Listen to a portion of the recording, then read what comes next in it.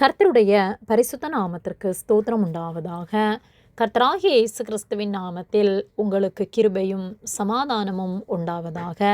இந்த நாளுக்குரிய தியானத்திற்கான தேவ வார்த்தை 3 யோவான் அதிகாரம் 1 வசனம் 5. பிரியமானவனே, நீ சகோதரருக்கும் அந்நியருக்கும் செய்கிற யாவற்றையும் உண்மையாய் செய்கிறாய். பிரியமானவர்களே, கர்த்தருடைய பிள்ளைகளாகிய நாம் எல்லாவற்றிலும் உண்மையுள்ளவர்களாக இருக்க வேண்டும். யோவான் காயுவுக்கு எழுதுகிற நிருபத்திலே, நீ சத்தியத்தில் நடக்கிறாய் என்று உன்னுடைய உண்மையை குறித்து சகோதரர் சாட்சி கொடுத்தபோது நான் மிகவும் சந்தோஷப்பட்டேன். நீ சகோதரருக்கும் அந்நியருக்கும் செய்கிற யாவற்றையும் உண்மையாய் செய்கிறாய் என்று சொல்லி யோவான் காயுவை குறித்து சந்தோஷப்படுவதை நாம் பார்க்க முடிகிறது. நம்முடைய தேவனுக்கு முன்பாக நாம் பாத்திரவான்களாக இருக்கும்படிக்கு நாம் எல்லாவற்றிலும் உண்மை உள்ளவர்களாய் அவர் விரும்புகிற வாழ்க்கை நாம் வாழ வேண்டும்.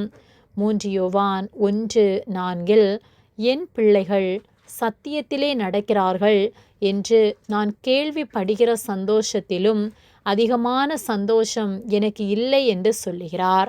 நாம் உண்மையிலே நாம் சத்தியத்தில் நடக்கும்போது மிகுந்த சந்தோஷம் உண்டு.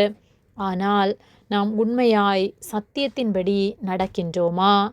நம் நிமித்தமாக பிறர் சந்தோஷப்படுகிற வாழ்க்கை நாம் வாழ்கின்றோமா?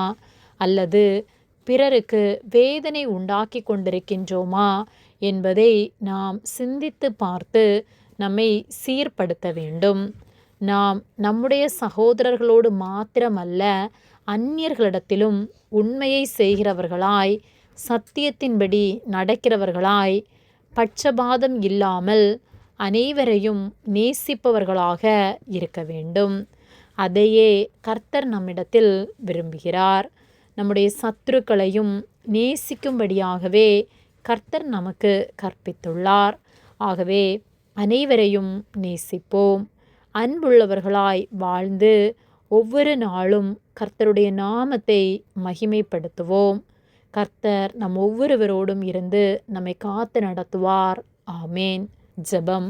எங்களை அதிகமாக நேசித்து வழிநடத்தி வருகிற எங்கள் அன்பின் பரிசுத்த பிதாவே, இந்த நாளையும் நாங்கள் காணும்படியாக நீர் எங்களுக்கு ஜீவனை தந்த உம்முடைய அன்பிற்காக நன்றி செலுத்துகின்றோம்.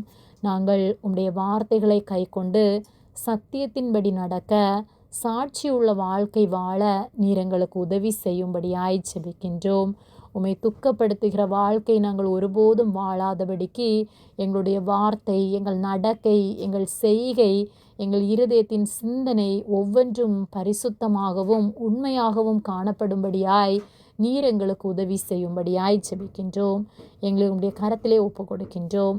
இயேசுவின் நாமத்தில் ஜெபிக்கின்றோம் பிதாவே. ஆமேன். கர்த்தர் உங்களை ஆசீர்வதிப்பாராக.